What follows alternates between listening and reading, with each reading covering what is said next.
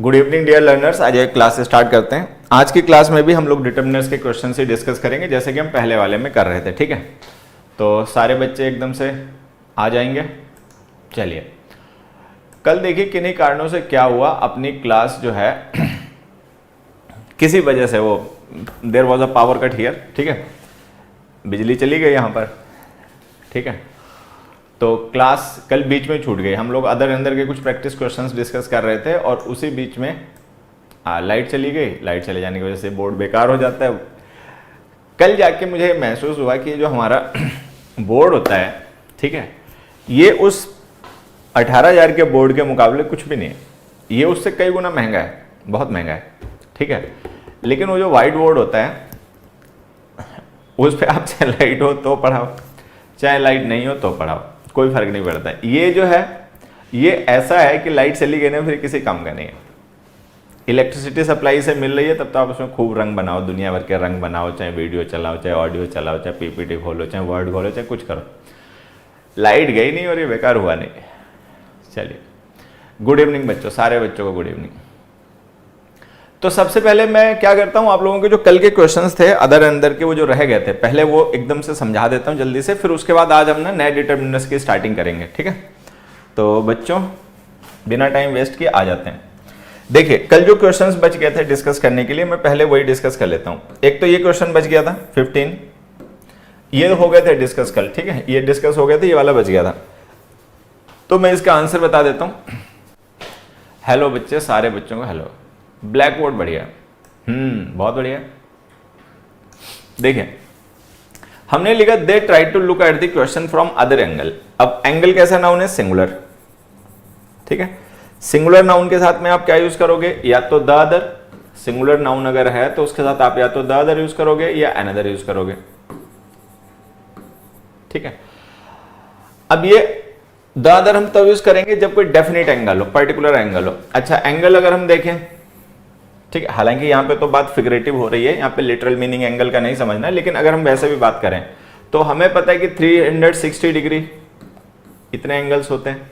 ठीक है, तो इसमें कोई डेफिनेट एंगल नहीं है जिसके बारे में बात की जा रही होगी। तो या तो आप इसे जनरल की बात हो रही है कि भाई उन्होंने किसी प्रॉब्लम को जिस तरीके से वो देख रहे थे, जैसे मान लो जैसे हम लोग कोई क्वेश्चन सॉल्व कर रहे होते हैं, ठीक है, मैथ्स का देख लीजिए या इंग्लिश का देख लीजिए, प्रेपोजिशन का देख लीजिए, कोई भी क्वेश्चन रही है, कई बार हम उसको समझने की कोशिश करते हैं, समझ में नहीं आता, फिर हम उसको एक दूसरी अप्रोच के साथ देखना शुरू करते हैं, तो फिर समझ में आता है या नहीं आता, फिर और एक और अप्रोच अप्लाई करते हैं। ठीक है, तो कहानी क्या है कि यहाँ पे जो एंगल है ना, दैट इज नॉट डेफिनेट, वो कोई डेफिनेट एंगल नहीं है। अगर डेफिनेट नहीं है तो द अदर तो खैर आप लिख नहीं पाओगे।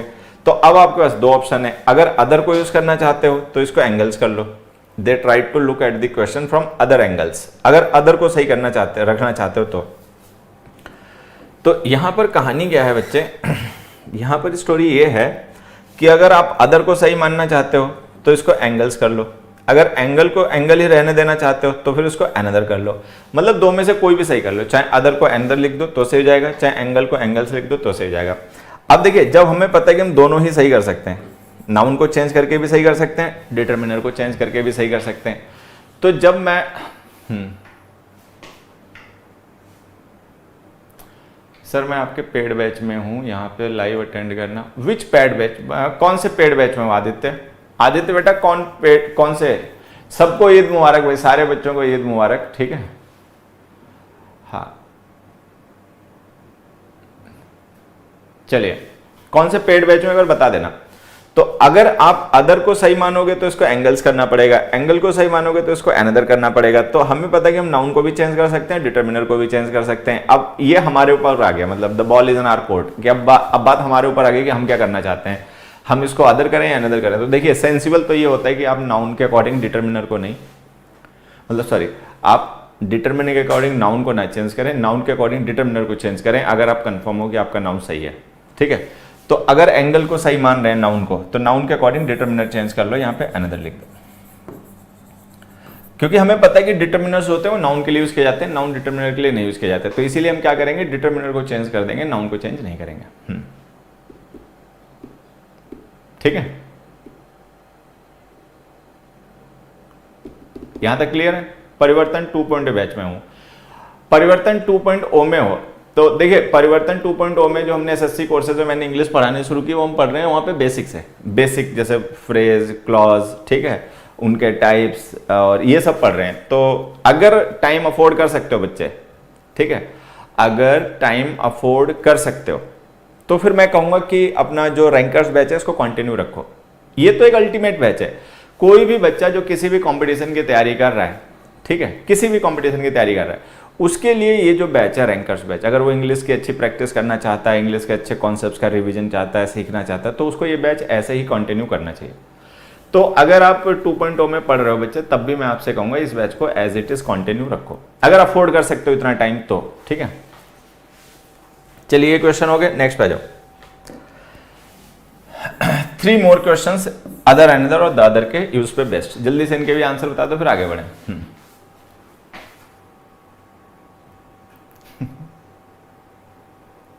चलो अब यहां पे देखो, if Mohan refuses get another person to fix the tap. अब हमने कहा अगर मोहन मना कर दे तो किसी दूसरे को पकड़ लो, इस टैप को सही करवा लो। टैप का मतलब नल वगैरह होता है, ठीक है।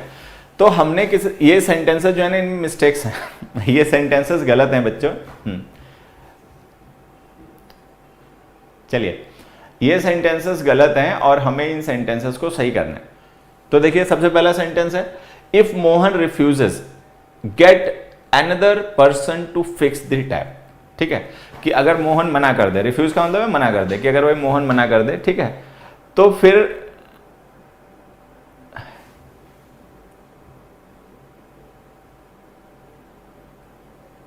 हाँ, तो आदित्य बेटा अगर आप अफोर्ड नहीं कर पाते हो तो कोई बात नहीं, अपने एक चूज कर लो। परिवर्तन 2.0 में शुरू से पढ़ते रहो लास्ट तक, उसमें भी सारी चीजें बाद में आएंगी, ठीक है।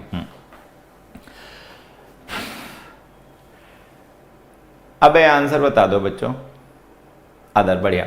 देखो हमने कहा कि अगर मोहन मना कर दे काम करने से, ठीक है, तो फिर किसी दूसरे को पकड़ लो, दूसरे को पकड़ लो, उससे ये नल ठीक करवा लो, ठीक है, ये बात हो रही है यहां पर। चलो देखो एक चीज समझना, हम अनदर का यूज कब करते हैं बच्चे? अदर अनदर का यूज हम कब करते हैं? हमने क्या पढ़ा था? अदर अनदर का यूज हम तब करते हैं जब हमारे पास पहले से कोई डेफिनिट नोन पर्सन या नाउन हो और उसके अलावा हमें किसी एडिशनल को, जो उसके अलावा है, ठीक है, या उससे डिफरेंट किसी दूसरे को रेफर करना हो, तब हम यूज करते हैं। ऐसे ही होता है ना, यही कॉन्सेप्ट यही था कि भाई अदर अनदर द अदर का यूज हम तब करते हैं जब पहले से कोई नाउन मेंशन्ड हो, पहले से कोई नाउन अंडरस्टूड हो और उसके अलावा किसी और को हमें रेफर करना हो, तो हम other another the other use करते हैं। अब यहां पर हम कह रहे हैं मोहन रिफ्यूजेस, कि अगर मोहन मना कर दे तो किसी और से फिक्स करवा लो इसको, मतलब ये प्रॉब्लम किसी और से ठीक करवा लो। अब देखिए हम अदर अनदर का यूज तब करते हैं जब अगर मोहन ने भी इस काम को किया और कोई दूसरा भी इसको करे, तो हम अनदर कहेंगे। अब मोहन ने तो मना कर दिया, मोहन तो उस काम को नहीं कर रहा है ना, तो अगर मोहन नहीं कर रहा है तो ये तो वैल्यू 0 हो गई। अब आप इसमें कुछ ऐड तो कर नहीं पाओगे, अब आप इसका सब्स्टिट्यूट ढूंढ रहे हो। सब्स्टिट्यूट के लिए अदर अनदर यूज नहीं होते, इनके लिए यूज क्या करो, somebody else लिखो। If Mohan refuses get someone else, get someone else। तो ये जो हमने अनदर पर्सन लिखा ना, ये गलत है, इसको आप लिखिए ऐसे, if Mohan refuses get someone else to fix the tap। अब कुछ बच्चे ऐसे रहेंगे जिनको ये बात समझ में नहीं आई होगी कि भाई ये someone else कहां से आ गया, ठीक है, कि ये someone else का मतलब क्या है। तो मैं समझाता हूं someone else का मतलब क्या है। देखिए someone else का मतलब हो गया सब्स्टिट्यूट, सब्स्टिट्यूट, ठीक है। he helped me and dash person, ठीक है। he didn't help me but help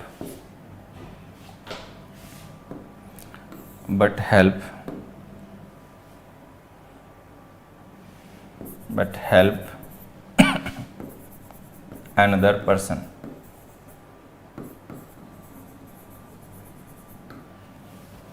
एक मिनट, ये यहाँ पे बनेगा नहीं, इसको हम उस बोर्ड पे चलते हैं बेटा। एक मिनट, इस पे आते हैं, इस बोर्ड पे ज़्यादा जगह होती है, यहाँ पे लिख के समझते हैं। देखिए मैंने एक सेंटेंस लिखा, आई डोंट टेक टी,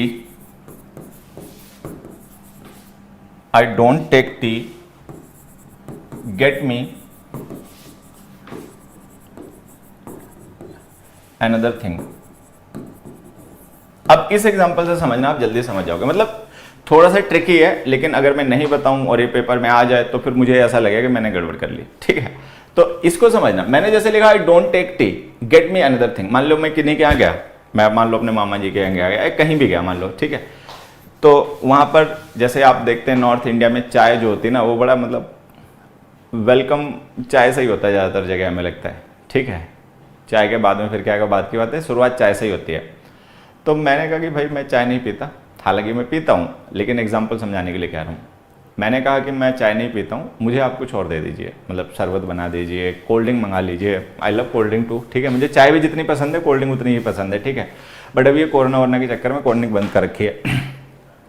तो मैंने कहा डोंट टेक टी, कि मैं चाय नहीं पीता, गेट मी अनदर थिंग, मुझे कुछ और दे दीजिए आप, ठीक है। पानी ला के दे दीजिए, शरबत बना दीजिए, कोल्ड ड्रिंक मंगा लीजिए, जूस वगैरह कुछ हो तो देख लूंगा, बट चाय नहीं, ठीक है। ठीक है, अब यहां पे देखिए, जैसे मैंने लिखा don't take tea, get me another thing. अब हो सकता है आपको ये अनदर सही लगे, बट ये गलत है। क्यों गलत है? देखो मान लो कोई पर्सन है, उसने चाय पी और चाय के साथ में उसने कुछ और भी लिया, कुछ भी और, मान लो ए बी सी डी कोई भी चीज उसने ली, तो ये अनदर हो गया। अनदर का मतलब एडिशनल, कि पहले से कुछ था और उसके अलावा कुछ और भी हो गया, तो ये अनदर हो गया। अब मान लो कोई पर्सन कह रहा है कि नहीं मैं चाय तो पीता नहीं, मुझे इसका आप सब्स्टिट्यूट दे दो, और एंड नहीं, अनदर का मतलब होता है एंड, यहां पे हम और को रेफर कर रहे हैं, इसका सब्स्टिट्यूट रेफर कर रहे हैं।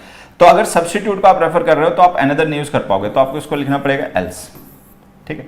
तो बेसिक सा जो डिफरेंस है ना वो ये है कि जब आप किसी एक चीज के साथ में जिसके बारे में पहले से बात की जा चुकी हो कुछ ऐड कर रहे हो, ऐड कर रहे हो, ठीक है, तो फिर आप यूज करोगे अनदर, अदर, द अदर, जरूरत के हिसाब से, जैसे हमने डिस्कस किया वैसे, ठीक है। लेकिन अगर आप किसी का सब्स्टिट्यूट मेंशन कर रहे हो, ठीक है, तो फिर आप एल्स यूज करोगे। तो ये जो हमने लिखा ना I don't take tea, get me another thing, तो ये गलत है, इसको आप लिखिए गेट मी समथिंग एल्स। तो सब्स्टिट्यूट्स के लिए एल्स का यूज क्या करें, तो आपको ऐसे लिखना पड़ेगा I don't take tea, get me something else. अच्छा, अदर थिंग कब लिख सकते हैं? जब मैंने चाय पी ली, अब मैंने कहा कि भाई चाय तो हो गई, अब कुछ और भी लाओ, ठीक है, तो मैं लिखूंगा अनदर थिंग, ठीक है। I have taken the T, मैंने चाय पी ली है, now get me something else, मुझे कुछ और लाइए, ठीक है। तो जब ये बात समझ में आ जाए, एक दूसरा क्वेश्चन देखो, कमल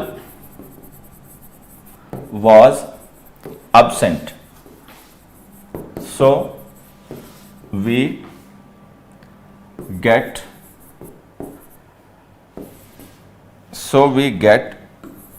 another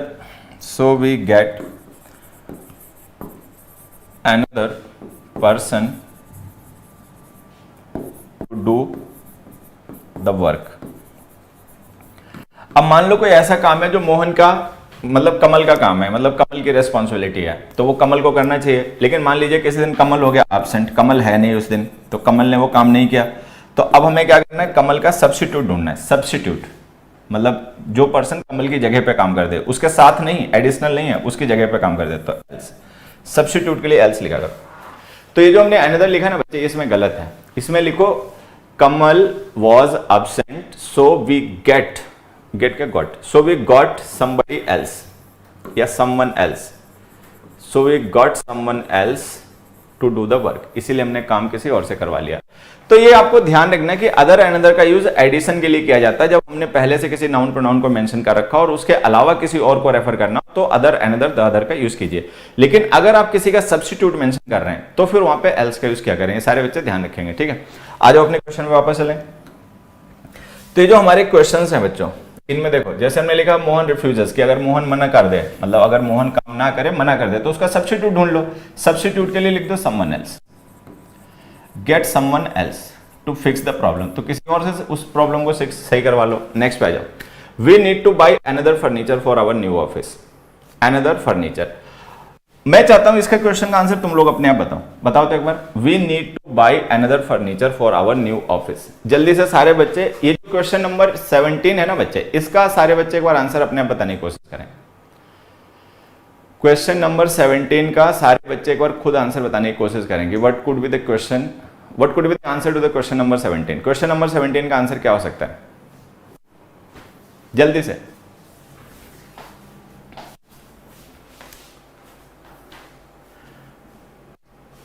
we need to buy another furniture for our new office.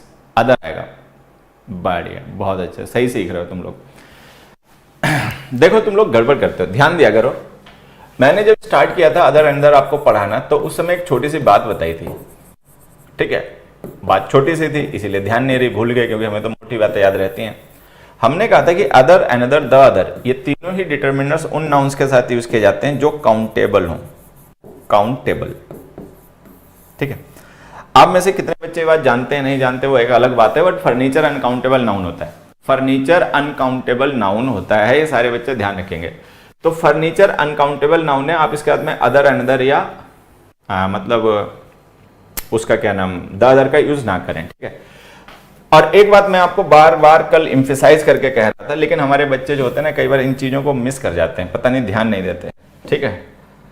देखो मैंने कल आपसे कहा था कि अगर किसी सेंटेंस में एन आर्टिकल कहीं पे नहीं यूज हो सकते, ठीक है, तो आप मान के चलो कि वहां पे आपका अनदर भी गलत हो जाना है, ठीक? अब जैसे हमने लिखा अ फर्नीचर, तो अगर अ फर्नीचर सही है तो फिर अनदर फर्नीचर भी सही है।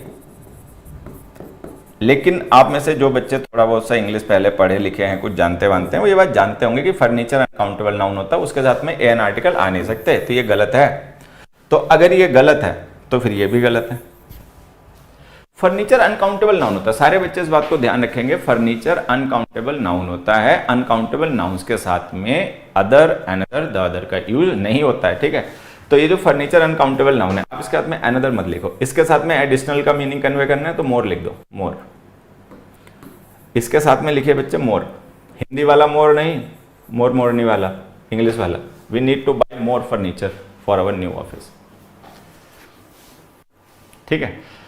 अब ये अगर बात तुम्हें समझ में आ गई तो मैं एक छोटा सा एग्जांपल तुम्हारे लिए लिखता हूं, आंसर पूछ, मतलब एक क्वेश्चन पूछता हूं तुम लोगों से, जल्दी से आंसर बताना। अदर अनदर लंबा खींच गया थोड़ा सा, मैंने इतना सोचा नहीं था जितना खींच गया। देखो, please give me another water.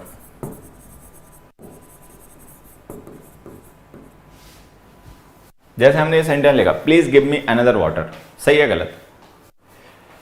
जल्दी से बताइए, please give me another water.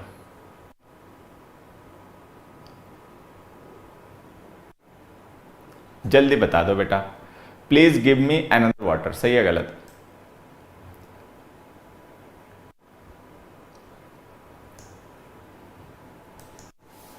Please give me another water,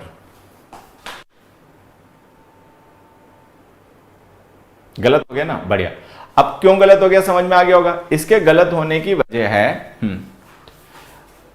ठीक है, कौन सा इसमें गलत होने की क्या वजह है कि वाटर अनकाउंटेबल नाउन है। मान लो कहीं पे वाटर बॉटल्स लिखी हुई हैं, किसी पर्सन ने हमें एक वाटर की बोतल दे दी, मतलब 200 ग्राम की, 200 मिलीलीटर की आती है ना, या आधा लीटर की आती है, मान लेते हैं 1 लीटर की बोतल उसने हमें दे दी, हम बहुत प्यासे थे, हमने पानी पी लिया, प्यास नहीं बुझी, तो हमने कहा भाई एक बोतल और भी दे दो, तो हम ये कह सकते हैं please give me another bottle, another bottle, एक और बॉटल, मतलब एक तो मैंने पी ली बॉटल, एक और बॉटल दे दो, ठीक है? तो हम अनदर बॉटल लिख सकते हैं क्योंकि बॉटल काउंटेबल नाउन होती है, लेकिन वाटर अनकाउंटेबल है, तो इसके साथ में आप अनदर नहीं लिखोगे, इसके साथ में आप लिखोगे more. Please give me more water, मतलब जितना वाटर हमें मिल चुका है, अगर हमें उससे ज्यादा और एडिशनल चाहिए तो फिर मोर यूज करना पड़ेगा, ठीक है? सभी डिटर्मिनर काउंटेबल नाउन के साथ यूज होते हैं? नहीं बच्चे, ऐसा नहीं है। काउंटेबल और अनकाउंटेबल नाउन्स के डिटर्मिनर अलग अलग होते हैं, that we have discuss in the very beginning of this series. इस सीरीज के शुरुआत में ही हमने वो डिस्कस कर लिया था, ठीक है? नेक्स्ट देखो, she had a bag in one hand and a gun in other hand.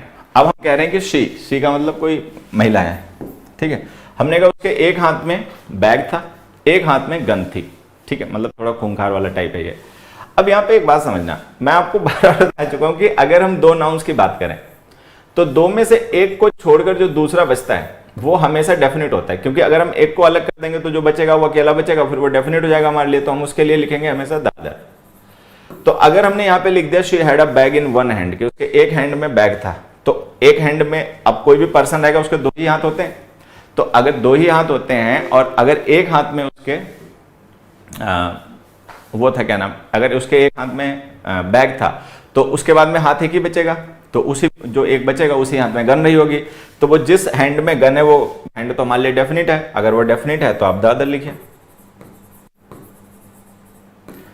तो इसको ऐसे लिखो, she had a bag in one hand and a gun in the other hand, मतलब उसके एक हाथ में बैग और एक हाथ में गन। ठीक है, चलिए ये हो गए क्वेश्चंस अदर की। चलो आ जाओ। हालांकि ये लेक्चर नंबर 10 आज से हमारा स्टार्ट होना है डिटरमिनर्स का, लेकिन किन्हीं कारणों से वो पिछली क्लास। अच्छा हाँ, एक छोटी सी इन्फॉर्मेशन है आप लोगों के लिए, थोड़ा ध्यान से सुन लेना। सारी इधर की मतलब इधर उधर की बातें बंद करके ना ध्यान से सुन लेना। एक छोटी सी इन्फॉर्मेशन है आपके लिए। क्या इन्फॉर्मेशन है? एक वीकली टेस्ट आप लोगों को पता होगा कि हम ऐप पर करवाते हैं। एग्जामपुर ऑफिशियल ऐप पे एक वीकली टेस्ट होता है हर सैटरडे।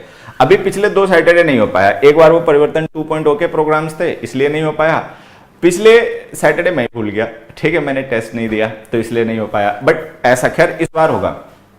तो जो वीकली टेस्ट होता है बच्चे, 50 मार्क्स का इंग्लिश का टेस्ट होता है, एग्जामपुर ऑफिशियल ऐप पर ये अवेलेबल होता है सैटरडे को।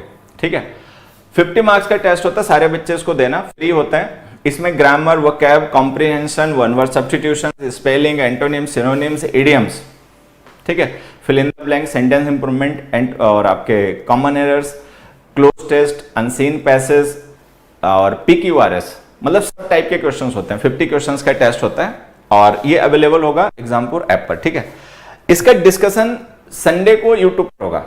टेस्ट मैं बता देता हूं, टेस्ट होगा सैटरडे को, कल आफ्टरनून में ये लाइव हो जाएगा ऐप पर, मतलब आज नहीं होगा कल होगा, कल सैटरडे को आफ्टरनून में ये टेस्ट लाइव हो जाएगा, संडे आफ्टरनून तक ये लाइव रहेगा ऐप पर। ठीक है, और संडे को ही इसका डिस्कशन होगा यूट्यूब पर, यूट्यूब पर इसका डिस्कशन होगा संडे को।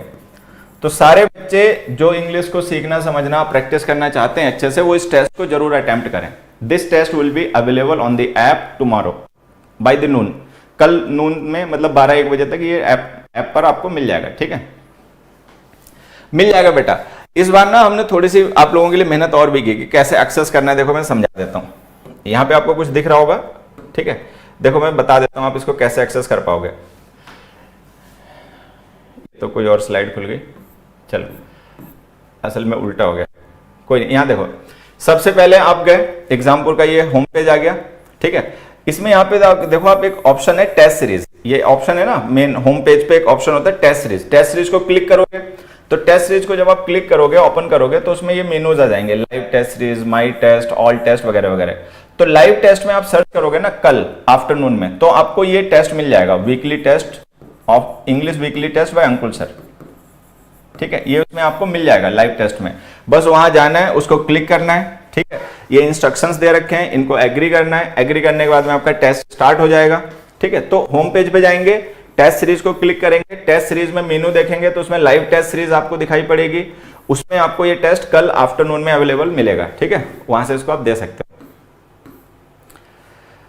टेस्ट कैसे देना है वो आप सबको पता ही होगा, क्योंकि ऑनलाइन तो सारे बच्चे ही टेस्ट देते हैं। ठीक है, जिस तरीके का सेटअप होता है बिल्कुल उसी तरीके का इसका भी सेटअप है, आप बाद में उसको अपना एग्री करने के बाद में सबमिट कर सकते हो। कुल मिला के ये टेस्ट आपको कल आफ्टरनून में एग्जामपुर ऑफिशियल ऐप पे मिलेगा। ठीक है, टेस्ट सीरीज जो ऑप्शन होता है होम पेज पे, उसको क्लिक करना, उसमें ये टेस्ट आपको मिल जाएगा। ठीक है, संडे आफ्टरनून तक आप इस टेस्ट को अटेम्प्ट कर सकते हो, 50 मार्क्स का टेस्ट होगा, और संडे इवनिंग में इस टेस्ट का यूट्यूब पे डिस्कशन होगा, क्वेश्चन बाय क्वेश्चन, हर एक क्वेश्चन का। ठीक है, तो सारे बच्चों को ये टेस्ट जो है वो कल अटेम्प्ट करना है आफ्टरनून में। एग्जामपुर ऑफिशियल ऐप अगर आपने अभी तक डाउनलोड नहीं किया तो कर लेना, आफ्टरनून में टेस्ट आपको वहीं पे मिलेगा। ठीक है, और इसको अपना अटेम्प्ट कर लेना, और उसके बाद में संडे को फिर मिलते हैं इसी टाइम पर जिस टाइम में हमारी रैंकर्स बैच की क्लास होती है, और फिर हम इसको डिस्कस करेंगे इसके एक एक क्वेश्चन को। ठीक है, चलिए आगे बढ़ते हैं। अब हम दूसरे डिटरमिनर से स्टार्ट करते हैं। तो देखिए अभी तक हमने इस बैच में कौन कौन से डिटरमिनर्स डिस्कस कर लिए। इस बैच में अभी तक हमने सम और एनी, इनको डिस्कस किया, ईच और एवरी, इन डिटरमिनर्स के यूजर डिस्कस किए। ठीक है, माई और माइन जो पजेसिव्स होते हैं उनके यूजर डिस्कस किए, अदर, अनदर और द अदर। ठीक है, इन डिटरमिनर्स को डिस्कस किया। अब इसमें आ जाते हैं हमारे नेक्स्ट डिटरमिनर्स। नेक्स्ट डिटरमिनर्स जो आज से हम स्टार्ट कर रहे हैं वो है फ्यू और लिटिल, वो है बच्चों फ्यू और लिटिल। तो ये वो डिटर्मिनर्स हैं जिनके यूजेस हम डिस्कस कर चुके हैं। सम और एनी डिस्कस हो गया, ईच और एवरी डिस्कस हो गया, माई और माइन जो पजेसिव्स हैं वो डिस्कस हो गए, other and other the other discuss हो गए। अब हम आ जाते हैं फ्यू और लिटिल पे, ठीक है। तो अब हम नेक्स्ट डिटर्मिनर्स अपने स्टार्ट कर रहे हैं इस सीरीज में, और ये जो हमारे नेक्स्ट डिटर्मिनर्स हैं ये हैं फ्यू और लिटिल, ठीक है। इनके बारे में कुछ बेसिक बातें मैं पहले आपको समझा देता हूं क्वेश्चन स्टार्ट करने से पहले, जिससे कि आपको इनके यूजेस अच्छे से समझ में आ जाए। देखिए बेसिक बातें क्या है, फ्यू, अ फ्यू और द फ्यू, ये न्यूमरल्स हैं। ये जो डिटर्मिनर्स है ना बच्चों, ये डिटर्मिनर्स हैं न्यूमरल्स। न्यूमरल्स वो डिटर्मिनर्स होते हैं जो काउंटेबल नाउन्स के साथ लिखे जाते हैं। तो यहाँ पे ध्यान रखना है फ्यू, अ फ्यू और द फ्यू, इन डिटर्मिनर्स का यूज करना है काउंटेबल नाउन्स के साथ में। काउंटेबल नाउन्स कौन से होते हैं वो हम नाउन के सीरीज में डिस्कस कर चुके हैं। Little, a little, the little जो है ये क्वांटिफायर्स हैं। इनका यूज हम करते हैं उन नाउन्स के साथ में जो अनकाउंटेबल हैं, ठीक है। इसी बात को, ठीक है, इसी बात को, हाँ इसी बात को बच्चों एक बार और ध्यान से समझना,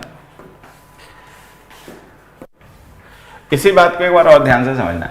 ये जो few, a few, the few हैं, ये एक्चुअली आपके डिटर्मिनर्स ऑफ नंबर हैं। डिटर्मिनर्स ऑफ नंबर, ये नंबर को रेफर करने वाले डिटर्मिनर्स हैं, तो काउंटेबल नाउन्स के साथ यूज किए जाते हैं।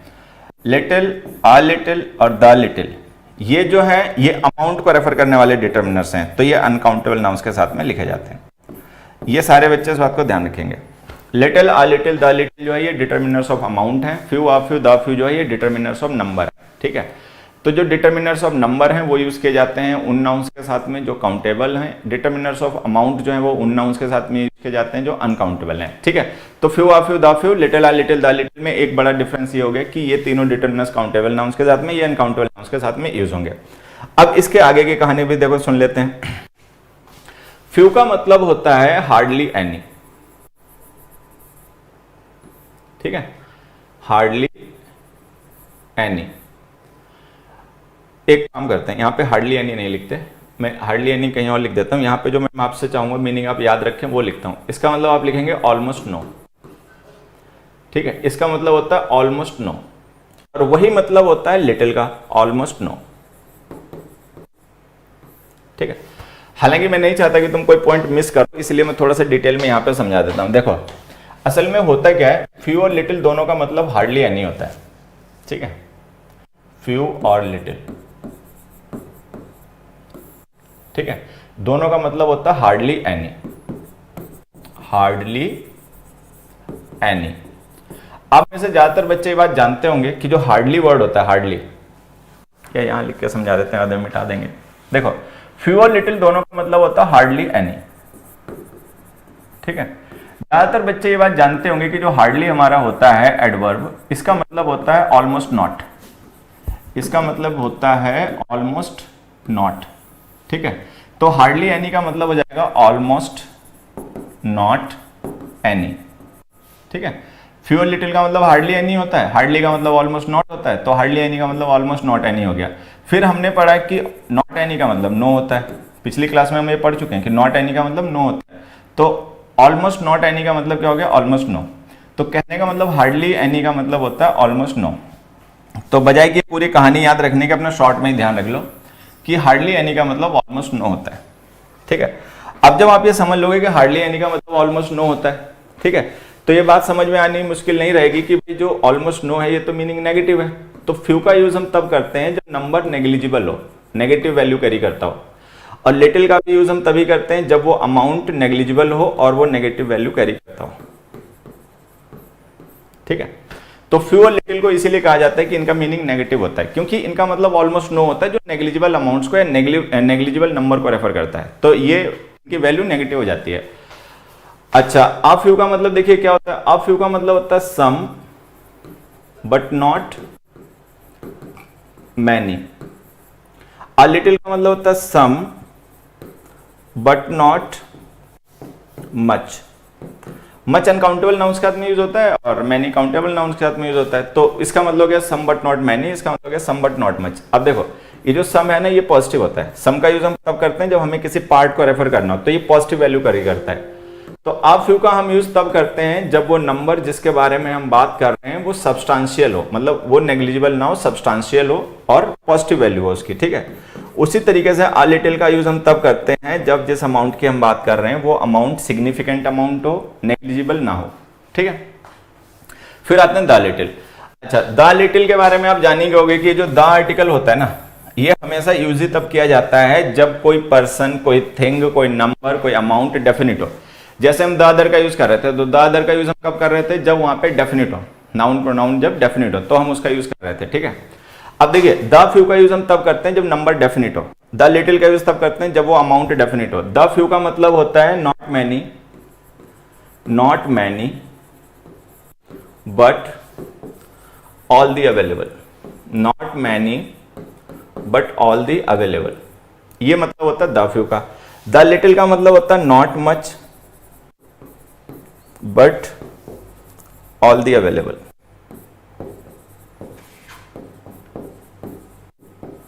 ठीक है, तो द लिटिल और द फ्यू का यूज हम तब करते हैं जब हमें किसी एक डेफिनिट अमाउंट को या डेफिनिट नंबर को टोटल हो रेफर करना हो, ठीक है।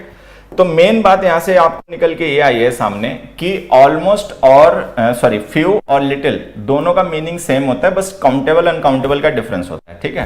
फ्यू का मतलब भी ऑलमोस्ट नो होता है और लिटिल का मतलब भी ऑलमोस्ट नो होता है, ठीक है। ये लिखा जाता है उन नाउन्स के साथ में जो अनकाउंटेबल हो, ये लिखा जाता है उनके साथ में जो काउंटेबल हो, ठीक है। आ फ्यू और लिटिल का मतलब सम होता है, आ फ्यू का मतलब भी सम होता है, आ लिटिल का मतलब भी सम होता है, पॉजिटिव वैल्यू होती है दोनों की। डिफरेंस बस काउंटेबल अनकाउंटेबल का होता है कि नाउन काउंटेबल है तो आ फ्यू लिखेंगे, अनकाउंटेबल है तो आ लिटिल लिखेंगे, ठीक है। द फ्यू का मतलब होता है ऑल दी अवेलेबल, जितना है वो सब, मतलब जब कोई डेफिनेट अमाउंट होता है और हमें उसको टोटल में रेफर करना होता है तो हम द फ्यू का यूज और द लिटिल का यूज करते हैं। तो दोनों का मतलब सेम होता है, द फ्यू का भी और द लिटिल का भी। डिफरेंस बस यही होता है कि अगर अमाउंट है, अनकाउंटेबल नाउन है तो द लिटिल लिखोगे, नंबर है, काउंटेबल नाउन है तो द फ्यू लिखोगे, ठीक है। कोई बच्चा पूछ रहा है is there any difference in your classes on example and असेक।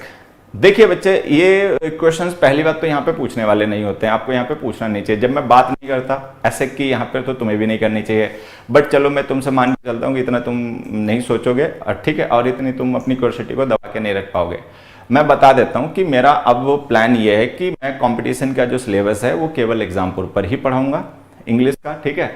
और मेरा जो अपना प्लेटफॉर्म एसेक है मैं उसको कंपटीशन के अलावा टीचर्स के लिए कर रहा हूँ, जो इंग्लिश के टीचर्स हैं जो इंग्लिश ऑलरेडी पढ़ाते हैं किसी कोचिंग स्कूल वगैरह में, मैं उनके लिए वो अपना प्लेटफॉर्म बना रहा हूँ, ठीक है। तो ये हमारा फ्यूचर प्लान है। तो अगर आपको कंपटीशन के लिए इंग्लिश पढ़नी है तो फिर एग्जाम्पल पर पढ़ते रहो, ठीक है, जो मेरे बैचेस वगैरह हैं उनमें। और मेरा जो अपना प्लेटफॉर्म है इंग्लिश का, उसको मैं टीचर्स ऑफ इंग्लिश के लिए डेडिकेट कर रहा हूँ, ठीक है। वहाँ पे हम केवल टीचर्स ऑफ इंग्लिश को, एडवांस लर्नर्स ऑफ इंग्लिश को डील करेंगे, ठीक है। कंपटीशन की तैयारी करने वाले बच्चे जो होते हैं, चाहे एसएससी की तैयारी करने वाले हैं, चाहे एनडीए सीडीएस की तैयारी करने वाले हैं, चाहे बैंक एग्जाम्स की तैयारी करने वाले हैं, मतलब किसी भी कंपटीशन की तैयारी करने वाले बच्चे जो हैं उनको अब मैं केवल एग्जाम्पल के प्लेटफॉर्म पर डील करूंगा, ठीक है। बाकी जो एडवांस लर्नर्स हैं या जो टीचर्स ऑफ इंग्लिश हैं उनको मैं अपने प्लेटफॉर्म पर डील करूंगा, ठीक है। अब इसके बाद ये बच्चा कोई भी दोबारा मेरे से बात नहीं पूछेगा, ठीक है। और ये जो विवेक जायसवाल हैं एकदम लल्लू आदमी है, उनको हम क्या समझाएं, ठीक है। तुम अपनी एक बार आईडी हमें भेजना, विवेक जायसवाल, तुम्हारे पास मेरा व्हाट्सअप नंबर होगा ना, ठीक है। मेरे व्हाट्सअप नंबर पर एक बार अपनी आईडी भेजना, जो तुमने कोर्स परचेज किया ना, जहां से परचेज किया, जब पेमेंट की थी, जरा एक बार मुझे आईडी भेजना, ठीक है। तुम लल्लू लोग हो, तुम समझाना तुम्हें मुश्किल है, ठीक है। यहाँ पे आ जाओ, मैं पढ़ा के आ रहा हूँ, बात कहाँ की कर रहा हूँ। दीज थिंग्स इरिटेट मी, ये चीजें मुझे इरिटेट करती हैं कि बच्चे कितने नासमझ हैं, उनको समझाया क्या जा रहा है, बताया क्या जा रहा है, वो कहाँ की बात कर रहे हैं। मैं बात खेत की कर रहा हूँ, वो खलियान की करना चाह रहे हैं, ठीक है। जो मैं बातें नहीं करना चाह रहा हूँ वो नहीं करवाओ, क्योंकि उसमें मेरा और तुम्हारा किसी का फायदा नहीं है, हमारा टाइम वेस्ट है, ठीक है। लेकिन आनंद मित्तल ने देखो कितना अच्छा क्वेश्चन पूछा, भाई एनी के बाद में प्लूरल नाउन और सिंगुलर नाउन कब लिखते हैं सर। चलो, बहुत अच्छा क्वेश्चन है, मैं इसको होल्ड पे करता हूँ, थोड़ी देर में समझा दूंगा, ठीक है। आइए, यहां तक हो गए क्लियर, ये हो गया बेसिक्स। अब देखो, मैं आपको एक दो छोटे छोटे क्वेश्चंस पूछता हूं, फिर उसके बाद में इनके कुछ प्रैक्टिस क्वेश्चंस, अच्छे प्रैक्टिस क्वेश्चंस आपके साथ डिस्कस करता हूं। देखिए, मैंने एक सेंटेंस लिखा, कमल हैज फ्यू फ्रेंड्स, ठीक है। और दूसरा लिखा, कमल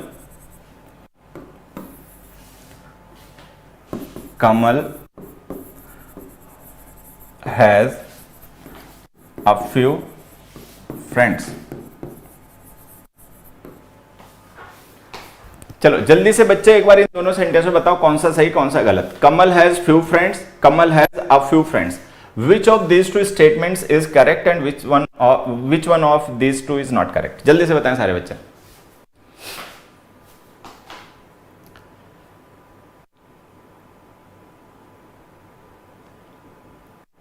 जल्दी से बच्चे, पढ़ने वाले बच्चे इधर ध्यान बना के रखो, बाकियों को लंगूर हैं उन्हें करने दो, वो नाटक करेंगे, उन्हें पढ़ना लिखना कुछ नहीं होता, उन्हें ओवर एक्टिंग ही करनी है। मतलब जब तुम उन्हें पढ़ाओगे तो वो पढ़ेंगे नहीं, ठीक है, और जब तुम पढ़ाओगे नहीं तो पढ़ाई की बातें करेंगे। बाकी बच्चे इनका आंसर बताएं जल्दी से। Kamal has few friends and Kamal has a few friends, दोनों क्वेश्चंस में वैसे बताइए कौन सा सही है कौन सा गलत है। वेरी गुड भाई, बहुत अच्छे बच्चे, बहुत करेक्ट, दोनों ठीक। अब देखो जिन बच्चों को इनमें से कोई भी गलत लग रहा है उन्हीं के लिए क्वेश्चन लिखे गए हैं। असल में कोई भी बच्चा ऐसा है जिसको इन दोनों में से कोई एक गलत लग रहा है तो उसी के लिए क्वेश्चन लिखे गए। देखिए सबसे पहले एक चीज, मतलब ये आदतें ना हमारे समाज ने हमें शुरू से डाल दी होती हैं कि हम डिफरेंट का मतलब गलत मानते हैं। हम क्या करते हैं, हमारे लिए डिफरेंट होने का मतलब गलत होना होता है, ठीक है। देखो दोनों में डिफरेंस बस इतना है, फ्यू और अ, इतना ही डिफरेंस है और तो कोई डिफरेंस है नहीं। अब हमने पढ़ा कि फ्यू का मतलब होता है ऑलमोस्ट नो, तो अगर हम ये लिख रहे हैं कि कमल हैज फ्यू फ्रेंड्स तो इसका मतलब हम ये कह रहे हैं कि Kamal has almost no friends, ठीक है। तो सही है भाई, मान लो कमल अपना अकेले रहने वाला आदमी है, इंट्रोवर्ट टाइप का पर्सन है, मिलना जुलना उसे लोगों से ज्यादा पसंद नहीं है, तो ये सिचुएशन सही है, कमल हैज ऑलमोस्ट नो फ्रेंड्स। फिर अगर हम लिख दें कमल हैज अ फ्यू फ्रेंड्स, ठीक है, तो इसका मतलब क्या है, कमल हैज सम फ्रेंड्स, कि कमल के कुछ दोस्त हैं, मतलब we are referring to, we are emphasizing friends, कि हम फ्रेंड्स को एम्फिसाइज कर रहे हैं कि फ्रेंड्स हैं उसके, ठीक है, नहीं ज्यादा हैं लेकिन हैं। अच्छा फ्यू का मतलब हम निगेट कर रहे हैं कि नहीं फ्रेंड उसके नहीं है, एक आधे हैं भी तो छोड़ो, वो भी बेकार के हैं, वो गिनती करने वाले नहीं है, ठीक है। तो ये दोनों ही सही है, मीनिंग अलग अलग है। अब बच्चा हमारा क्या करता है, जो नया नया इंग्लिश सीखना शुरू करता है कंपटीशन के लिए, उसको क्या होता है, उसको मीनिंग डिफरेंट नजर आता है तो गलत मान लेता है। उसका क्या तरीका होता है, जो उसने मीनिंग मान लिया अपने दिमाग में वो सही है, उसके अलावा कोई दूसरा है तो वो गलत मान लेता है, ठीक है। तो अब आपको सबसे पहले समझना है कि being different doesn't mean being wrong, कि डिफरेंट होने का मतलब गलत होना नहीं होता। हम जिस तरीके के समाज में पलते बढ़ते हैं वहां पर ज्यादातर जनरली ऐसा होता है कि हमें यह सिखाया जाता है जो हमारे जैसा नहीं है वो गलत है, जो हमारे जैसा बोलता नहीं है, जो हमारे जैसा दिखता नहीं है, जो हमारे जैसे कपड़े नहीं पहनता, जो हमारे जैसा खाना नहीं खाता, जो हमारे तरीके से पूजा पाठ नहीं करता, जो हमारे तरीके से सोता उठता बैठता नहीं है, वो गलत है, धूर्त है, अधर्मी है, नीच है, ठीक है, मलेच्छ है, फलाना है, ठिकाना है। वो बातें ही हमारे दिमाग में बैठ गई होती हैं। जब हम इंग्लिश पढ़ रहे होते हैं तो वहां पे हम देखते हैं अरे जो हमने मीनिंग सोचा ये मीनिंग तो उससे डिफरेंट है, तो ये गलत हो गया। तो भैया ऐसा नहीं होता, दोनों सही हैं, दोनों के मीनिंग अलग अलग हैं, वो एक अलग बात है, पर दोनों सही हैं। Being different doesn't mean being wrong, ठीक है। डिफरेंट होने का मतलब, ठीक है, डिफरेंट होने का मतलब गलत होना नहीं होता है। तो ये दोनों ही सेंटेंसेस सही हैं, इनके मीनिंग अलग अलग हैं। अब बच्चा सोचेगा अबे मीनिंग अलग अलग है तो फिर हम सीखेंगे कैसे, ऐसे दोनों ही सही हैं। अभी किसी ने पूछा नहीं है, अभी किसी ने ये क्वेश्चन पूछा नहीं है, बट मैं इंतजार कर रहा हूं किसी का, ठीक है, कि कोई ये पूछे जरूर, क्योंकि बच्चे होते हैं ना वो ये पूछते हैं, फिर जब उनसे कह दो कि ये भी सही ये भी सही तो वो पूछेगा पेपर में आएगा तो हम क्या करेंगे, सबसे पहला उसका क्वेश्चन यही आएगा, उसका क्वेश्चन ये आएगा भाई अगर पेपर में आ गया तो हम क्या करेंगे, जब ये भी सही फ्यू और ये भी सही आप फ्यू तो फिर हम सीखे क्यों, जब ये भी सही होता है वो भी सही होता है तो हम क्यों सीखें, जो लिखा होगा उसको सही मान लेंगे। तो मैं समझा रहा हूं बेटा ऐसा नहीं है, फ्यू आ फ्यू जो होते हैं ये दोनों के मीनिंग अलग अलग होते हैं, ठीक है। अगर कोई कॉन्टेक्स्ट नहीं दे रखा है नेगेटिव पॉजिटिव का, कोई कॉन्टेक्स्ट नहीं दे रखा है, ठीक है, तो आप कुछ भी यूज करो, बट प्रॉब्लम पता कब होती है, प्रॉब्लम तब होती है जब आपको कॉन्टेक्स्ट दे रखा होता है और आप उसके अकॉर्डिंग सही डिटर्मिनेंट नहीं यूज करते। मान लो आपको कॉन्टेक्स्ट दे रखा पॉजिटिव, आपने डिटर्मिनेंट लिख दिया नेगेटिव तो गलत हो जाएगा, ठीक है, या आपको कॉन्टेक्स्ट दे रखा है नेगेटिव और आपने डिटर्मिनेंट लिख दिया पॉजिटिव वाला तो गलत हो जाएगा, ठीक है। अब मैं दोनों को आपको समझाता हूं एग्जांपल से। देखिए मैं इन्हीं क्वेश्चंस को मैं थोड़ा सा काम कर देता हूं। देखिए मान लो मैं इन सेंटेंस को थोड़ा सा एक्सटेंड कर दूं और ऐसे लिख दूं, कमल हैज फ्यू फ्रेंड्स, ठीक है, दो एक मिनट बेटा कलर चेंज करना पड़ेगा, दो ही is new in this city, ठीक है, और इसको लिख देता हूं because he is new in this city. अब देखो, अब हमने क्या किया, यहां पे थोड़ा सा ना कॉन्टेक्स्ट क्लियर किया, मतलब ठीक है, थोड़ा सा सिचुएशन को क्लियर किया। देखिए, अब मैंने आपको ये जो सेंटेंस हमने लिखे थे कि Kamal has few friends, Kamal has a few friends, ये दोनों थोड़ा सा आप सोचोगे सही थे। कमल हैज फ्यू फ्रेंड्स का मतलब था Kamal has almost no friends, Kamal has a few friends का मतलब था कि कमल हैज सम फ्रेंड्स, तो दोनों सही थे, मीनिंग अलग अलग थे। लेकिन अब हमने क्या किया, थोड़ा सा ना यहाँ पे कॉन्टेक्स्ट को क्लियर किया, ठीक है। हाँ, नहीं समझ में आ रहा तो बेटा आप शुरू से देखो, पूरा जो मतलब लेक्चर है या तो शुरू से देखो, और नहीं तो डिटरमिनर्स की पूरी सीरीज है ना, फर्स्ट लेक्चर से देखो। आज डिटरमिनर्स का 10th लेक्चर है, ठीक। तो अब हमने लिखा कमल हैज फ्यू फ्रेंड्स दो ही is new in this city. अब दो का यूज हम कब करते हैं, कॉन्ट्रास्ट शो करने के लिए, जब सिचुएशन कॉन्ट्रास्टिंग हो, ऑपोजिट हो। अगर कोई पर्सन कहीं पर नया है किसी शहर में, अगर कोई पर्सन किसी शहर में नया है, ठीक है, तो उसके लिए कॉन्ट्रास्टिंग क्या होगा, दोस्त होना कि दोस्त नहीं होना। तो हमें पता है कि जब कोई पर्सन किसी जगह पे जाता है, नया नया शिफ्ट होता है, तो उसके स्टार्टिंग में उसके दोस्त वहां पे नहीं होते हैं। जो बहुत पहले से वहां पे रह रहे होते हैं, जो पुराने लोग होते हैं, उनके फ्रेंड्स वगैरह होते हैं, आपस में उनकी जान पहचान होती है। लेकिन अगर हम दो लिख रहे हैं तो इसका मतलब सिचुएशन ऑपोजिट है। अब ऑपोजिट सिचुएशन क्या होगी कि नया कोई पर्सन है फिर भी उसके दोस्त हो, तो ये वैल्यू पॉजिटिव होनी चाहिए, क्योंकि कॉन्ट्रास्ट तभी बनेगा जब ये वैल्यू पॉजिटिव होगी। तो पॉजिटिव वैल्यू फ्यू की होती नहीं, आप फ्यू की होती, तो आप फ्यू लिखो। तो इसका मतलब हो जाएगा कमल हैज फ्यू फ्रेंड्स, कि कमल हैज सम फ्रेंड्स, कि कमल के कुछ दोस्त हैं, दो ही is new in this city, हालांकि वो इस शहर में नया है। तो इसका मतलब हम ये कॉन्ट्रास्ट शो कर रहे हैं कि जनरली क्या होता है कि अगर कोई पर्सन किसी जगह पे नया होता है तो उसके दोस्त नहीं होते हैं, लेकिन ये एक ऐसा केस है जिसमें कोई पर्सन नया है किसी जगह पर लेकिन फिर भी उसके दोस्त हैं। तो कॉन्ट्रास्ट शो करने के लिए हमने यहां पर अ फ्यू लिख दिया, ठीक है। नेक्स्ट देखो, नेक्स्ट हमने लिखा Kamal has a few friends because he is new in this city. अब बिकॉज क्या होता है, रीजन शो करता है। बिकॉज कैसा रीजन शो करता है, लॉजिकल रीजन, क्योंकि वो इस शहर में नया है। अगर कोई पर्सन किसी शहर में नया है तो उसका रिजल्ट क्या होगा कि उसके दोस्त होंगे या नहीं होंगे, तो उसका रिजल्ट होगा कि उसके दोस्त नहीं होंगे, क्योंकि जब पर्सन कोई नया कहीं पे शिफ्ट करता है तो उसके दोस्त तो शुरू में नहीं होते। तो ये वैल्यू नेगेटिव होनी चाहिए, ठीक है। अब अगर वैल्यू नेगेटिव होगी तो आपका फ्यू गलत हो जाएगा, क्योंकि नेगेटिव वैल्यू के लिए फ्यूज होता है, तो यहाँ पे फ्यू आ जाएगा। तो बात यह है कि जब तक कॉन्टेक्स्ट ना दिया गया हो तब तक फ्यू और फ्यू दोनों सही। अगर ये सेंटेंस केवल इतने लिखे हो जितने मैंने पिंक सर्कल में लिखे हैं तो फ्यू और फ्यू दोनों सही है। लेकिन जब आप वो कॉन्टेक्स्ट लिख दोगे, सिचुएशन क्लियर कर दोगे किस कॉन्टेक्स्ट में बात की जा रही है, ठीक है, तब फिर वो उसके अकॉर्डिंग गलत होने शुरू हो जाएंगे। चलिए अब मैं एक क्वेश्चन और लिखता हूं आप लोगों के लिए। एक क्वेश्चन यहां पर ये लिखता हूं, एक क्वेश्चन मैं आप लोगों के लिए यहां पर ये लिखता हूं, ही has informed dash friends that he has here।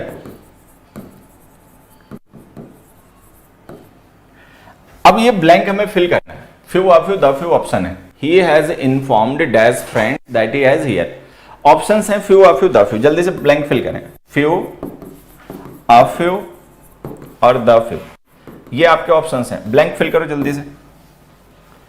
he has informed dash friends that he has here।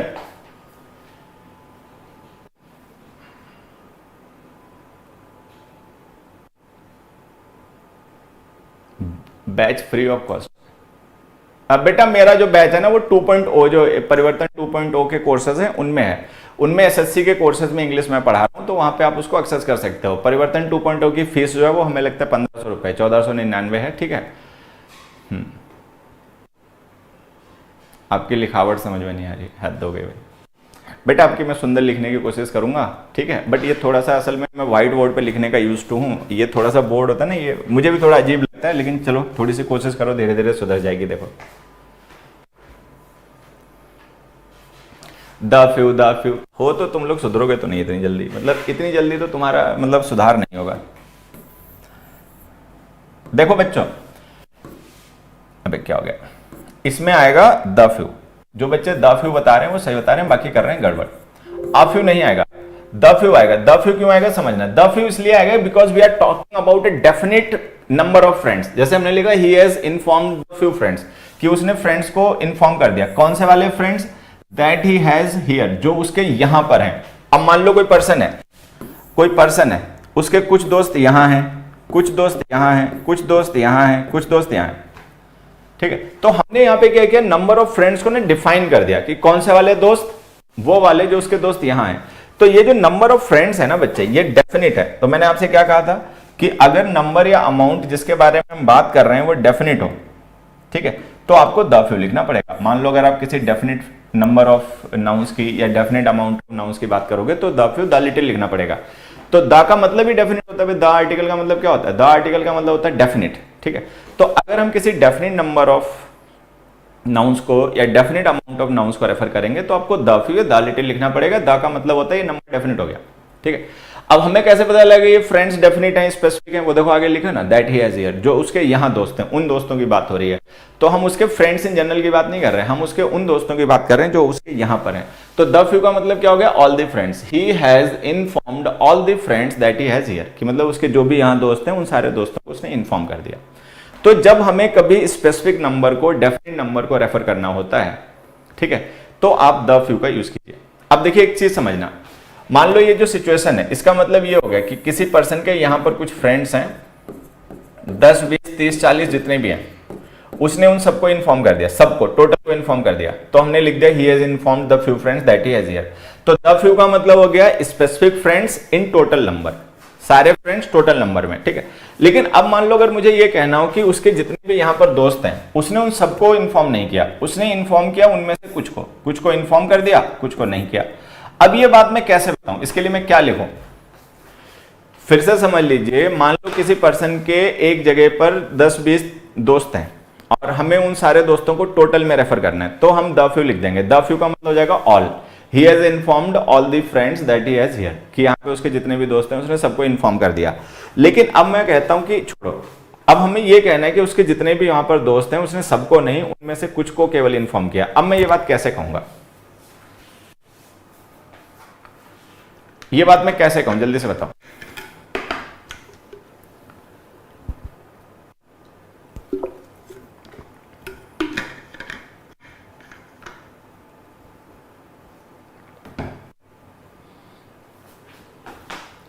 Translation मत किया करो बच्चों, ट्रांसलेशन से मुश्किल होती है। हिंदी निकाल के चीजों को इंग्लिश को एक हिंदी से सीखना बंद कर दो, दूसरा रूल से सीखना बंद कर दो, तीसरा पीडीएफ से सीखना बंद कर दो, तो इंग्लिश सीख जाओगे, ठीक है।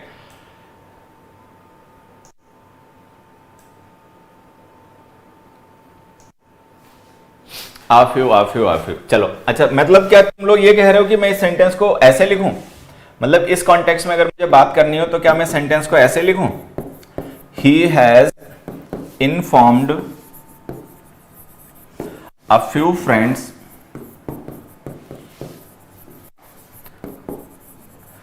That he has here? क्या तुम लोग ये कह रहे हो कि मैं इस सेंटेंस को ऐसे लिखूं, he has informed a few friends that he has here?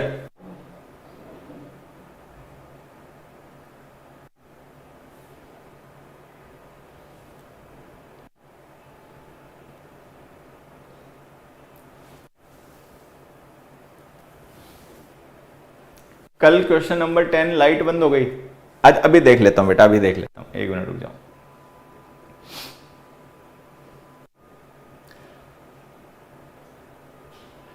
अब देखो, जब ऐसे लिखोगे तो भी आपका सेंटेंस गलत हो जाएगा। क्यों गलत हो जाएगा आप समझना, ये गलत क्यों है, क्योंकि हमने यहां पे लिखा अ few friends. A few friends का मतलब सम फ्रेंड्स, नॉट डेफिनेट।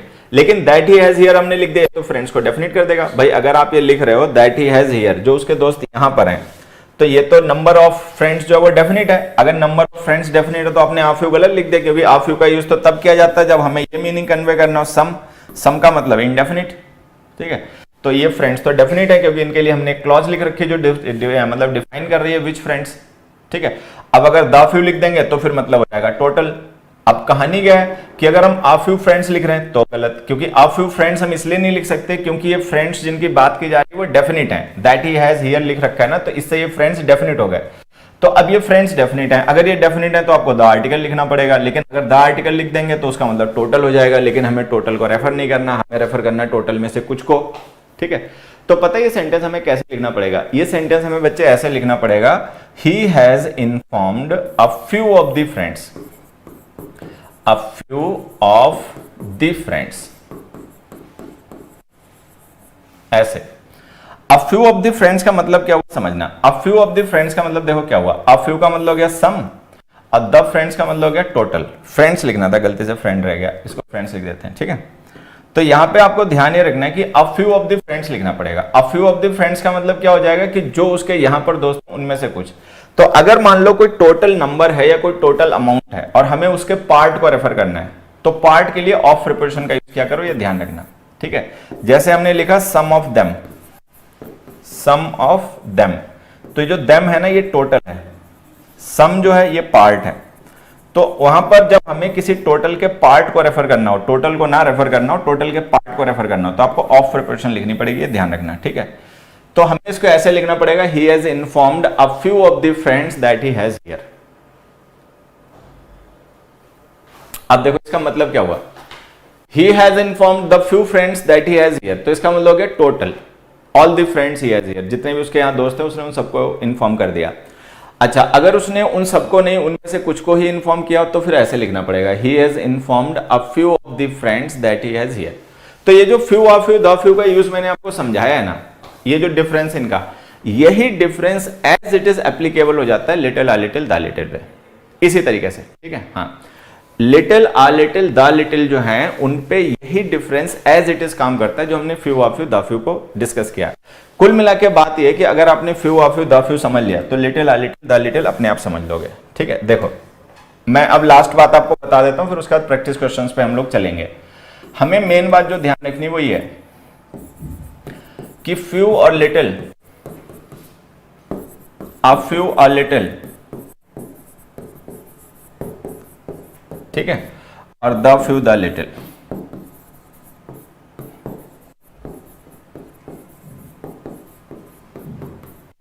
ठीक है। अब हमें यह समझना है कि भाई few, little, a few, a little, the few, the little, हमें इनका यूज समझना है और इन पे बेस्ड पेपर में क्वेश्चंस आते हैं वो हमें सॉल्व करने हैं, ठीक है। जब हमें समझ में आएंगे तभी हम सॉल्व कर पाएंगे, नहीं समझ में आएंगे तो तुक्का मार के चले जाएंगे, और तुक्के जनरली गलत हो जाते हैं, सारे बच्चे बात ध्यान रखेंगे, ठीक है। अब यहां पे एक बात समझना कि few uh few the few, little a little the little, जब तक आपको एग्जैक्टली क्लियर ना हो जाए तब तक ये कंफ्यूज करते हैं, मतलब हमें कंफ्यूजन ही रहता है कि फ्यू लिखना आ फ्यू लिखना, मतलब कई बार कंफ्यूज हो जाते हैं, ठीक है। तो मैं आपको एक बात बताता हूं, आप few uh few little a little the little जब तक एकदम से क्लियर ना हो जाए तब तक क्या कीजिए कि इनके सब्स्टिट्यूट्स को टैली करके देख लिया करो। मान लो कहीं पे आपको few uh few the few use करना है, ठीक है, और आपको कंफ्यूजन हो रहा है कि भाई क्या लिखें, फ्यू लिखें, आ फ्यू लिखें, द फ्यू लिखें, तो मैं आपको जिनके मीनिंग्स बता रहा हूं ना, आप उन मीनिंग्स को वहां पे टैली करके देख लिया करो कि उनके मीनिंग, कौन सा मीनिंग वहां पे यूज होगा, उसके अकॉर्डिंग अपना डिसाइड कर लेना। जैसे कि अगर मान लो किसी सेंटेंस में आपको लगे कि ऑलमोस्ट नो लिखने की जरूरत है, तो वहां पे या तो फ्यू आएगा या लिटिल आएगा। नाउन काउंटेबल है तो फ्यू आएगा, अनकाउंटेबल है तो लिटिल आएगा।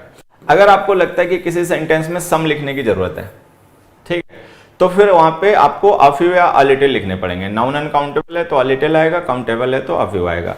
अगर आपको लगता है किसी सेंटेंस में ऑल द लिखने की जरूरत है, ठीक है, तो वहां पे द फ्यू या द लिटिल आएगा। नाउन अनकाउंटेबल है तो द लिटिल आएगा, काउंटेबल है तो द फ्यू आएगा। तो कुल मिला के बात है कि जब तक फ्यू आ फ्यू और द फ्यू और little a little the little एकदम से क्लियर ना हो जाए तब तक आप इन मीनिंग्स का यूज किया करो, उनको यूज करने के लिए ये मीनिंग्स टैली करके देख लिया करो, ठीक है। अगर तुम्हें लगता है कि सेंटेंस में नो आएगा तो इसका मतलब फ्यू या लिटिल यूज करने पड़ेंगे। अगर तुम्हें लगता है कि सम आएगा तो अ फ्यू या अ लिटिल यूज करने पड़ेंगे। अगर लगता है कि ऑल आएगा तो द फ्यू या द लिटिल यूज करने पड़ेंगे। होता क्या है कि few uh few the few little a little the little ये थोड़ा सा कंफ्यूज लोगों को कर सकते हैं, ठीक है, कर सकते हैं, लेकिन मुझे नहीं लगता कि नो सम ऑल का यूज करने में भी कोई कंफ्यूज हो जाता होगा। मान लो मुझे नहीं लगता कि ऐसा भी कोई होगा जो ये ना जान पाए कि किस सेंटेंस में नो आएगा, किस सेंटेंस में ऑल आएगा, किस सेंटेंस में सम आएगा। ये तो सभी जान ही जाते हैं कि कहां नो आएगा, कहां ऑल आएगा, कहां सम आएगा, तो बस इन्हीं का यूज कर लिया करो, ठीक है।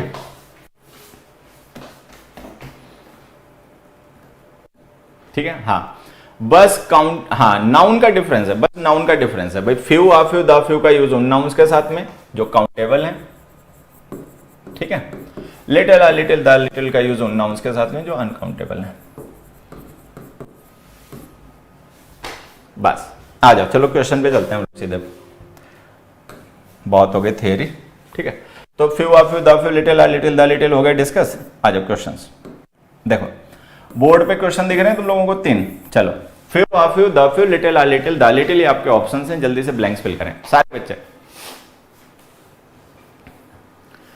Few uh few the few little a little the little ये आपके ऑप्शंस हैं और जो बोर्ड पे क्वेश्चंस दिख रहे हैं 3, इन क्वेश्चंस में ब्लैंक्स फिल करो। देखो किस ब्लैंक में कौन सा डिटर्मिनर यूज करोगे। कमेंट फास्ट, कमेंट थोड़ा तेज करो।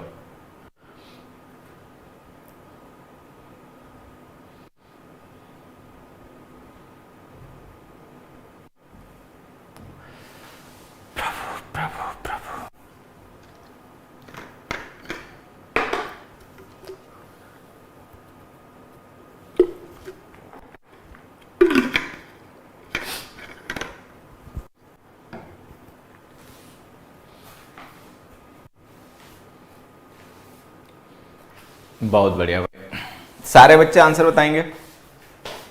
All those who are live have to comment the answer. सारे बच्चों को आंसर कमेंट करके बताना है जितने भी इस समय लाइव है।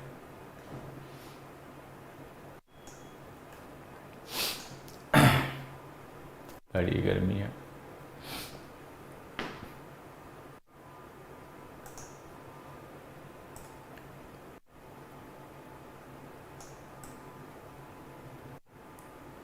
चलो देखो यहां पे समझना, हमने लिखा there are dash mistakes in it. ठीक है, अब मिस्टेक नाउन जो है ये काउंटेबल है, प्लूरल फॉर्म में लिखे गए नाउन हमेशा काउंटेबल होते हैं, ध्यान रखना। तो ये काउंटेबल नाउन है, अगर काउंटेबल है तो इसका मतलब फ्यू या फ्यू या द फ्यू आएगा। अच्छा, द फ्यू लिख नहीं सकते क्योंकि ये कोई डेफिनेट नंबर ऑफ मिस्टेक्स की बात नहीं हो रही है, यहाँ पे मिस्टेक्स को डिफाइन नहीं किया गया, तो ये मिस्टेक्स की जनरल में बात हो रही है।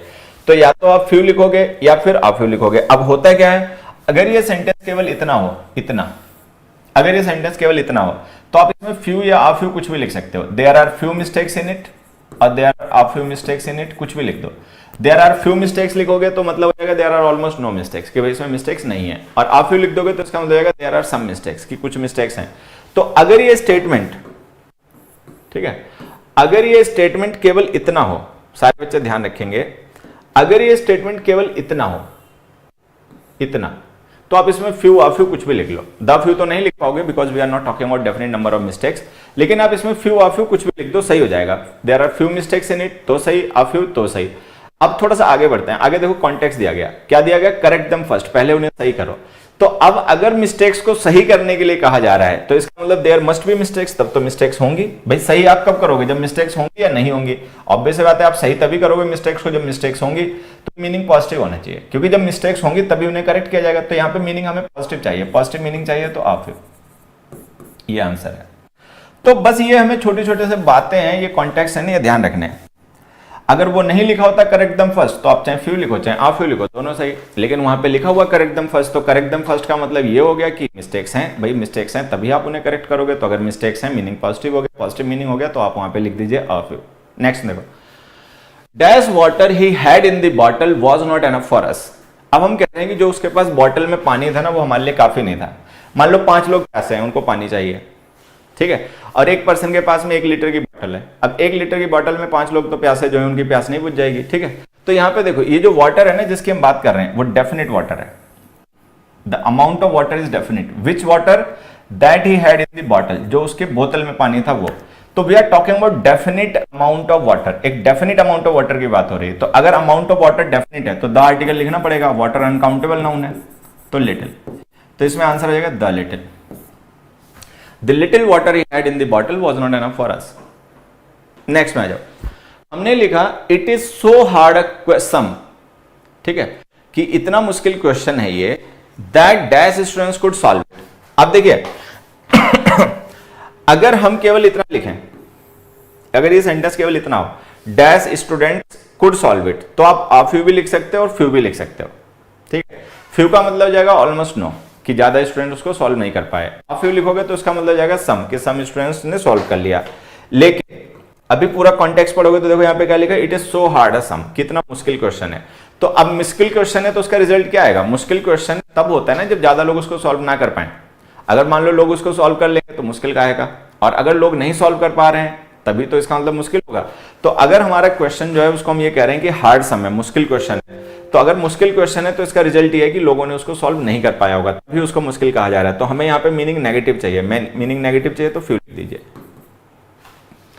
स्टूडेंट काउंटेबल नाउन है ना तो यहाँ पे फ्यू आ जाएगा। It is so hard a sum that few students could solve it, कि इतना मुश्किल सम था कि almost no students could solve it, मतलब ज्यादा स्टूडेंट उसको नहीं कर पाए।